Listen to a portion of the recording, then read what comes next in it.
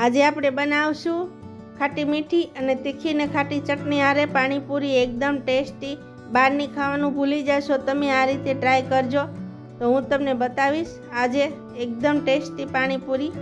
જો તમે પાણીપુરી વરસાદની મોસમમાં પણ ઘરે મજા માણી શકો છો એવી બનાવીશ પાણીપુરી, તમે જરૂરથી ટ્રાય કરજો। એના માટે હું સામગ્રીમાં પાણીપુરીનું પેકેટ આવે પાણીનું તૈયાર ને મીઠું લીધું છે, મરચું લીધું છે અને લીંબુ લીધું છે, કોથમરી લીધી છે, એનું પાણી તૈયાર કરવાનું છે આપણે। આ 2 ચમચી જેટલો પાવડર છે ખાટા પાણીનો, તૈયાર જ આવે, આપણે પાણી નાખવાનું રહે એમાં। ને પછી આપણે જે નાખવું હોય એમાં કોથમરી ને જે કાંઈ ફુદીનું જેને જે નાખવું હોય, ચાટ મસાલો નાખ્યો છે 1 ચમચી, ટેસ્ટ પ્રમાણે મીઠું નાખ્યું, મરચું નાખ્યું છે, લીંબુ નીચું છે, કોથમરી નાખવાની છે અને પૂરીનો વાટકો પાણીનો ભરી લેવાનો છે। બાફેલા બટેટા લીધા છે, ડુંગળી લીધી છે અને સેવ લીધી છે।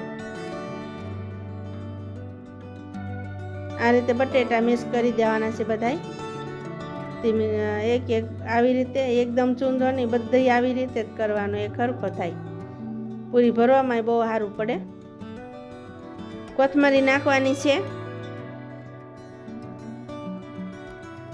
મરચું નાખવાનું છે, ધાણા જીરું નાખવાનું છે, મસાલો ગરમ નાખ્યો છે, હળદર નાખવાની છે થોડીક,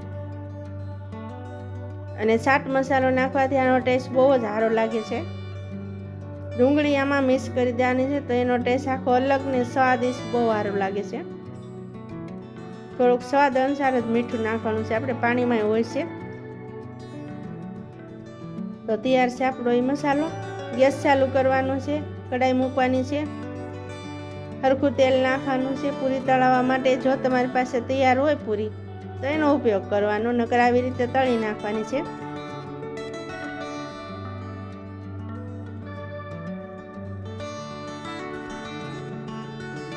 એકદમ સ્વાદિષ્ટ ને બહુ ટેસ્ટી સરસ લાગે પૂરી આવી, તો બધી પૂરી ફૂલીને સરસ થાય છે। તો બધી આવી રીતે તળી નાખવાની છે આપણે, તમે જોઈ શકો છો।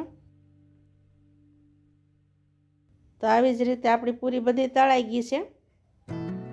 હવે આપણે અહીંયા બધું તૈયાર કર્યું છે સામગ્રી, તો પૂરી આવી રીતે ભરી લેવાની છે। પહેલાં બધી મસાલો ભરીને પછી સેવ નાખતી જવાની છે એમાં, આવી રીતે મસાલો ભરતો જવાનો છે આપણે,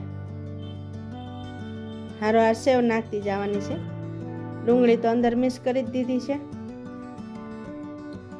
આવી રીતે બધી જ ભરી લેવાની છે। પાણી પછી આપણે ભરવાનું છે જોઈએ એમ। તો બધી પૂરી આ રીતે ભરાઈ ગઈ છે, તમે જોઈ શકો છો। પહેલાં મેં બધી પૂરી ભરી લીધી છે આવી રીતે।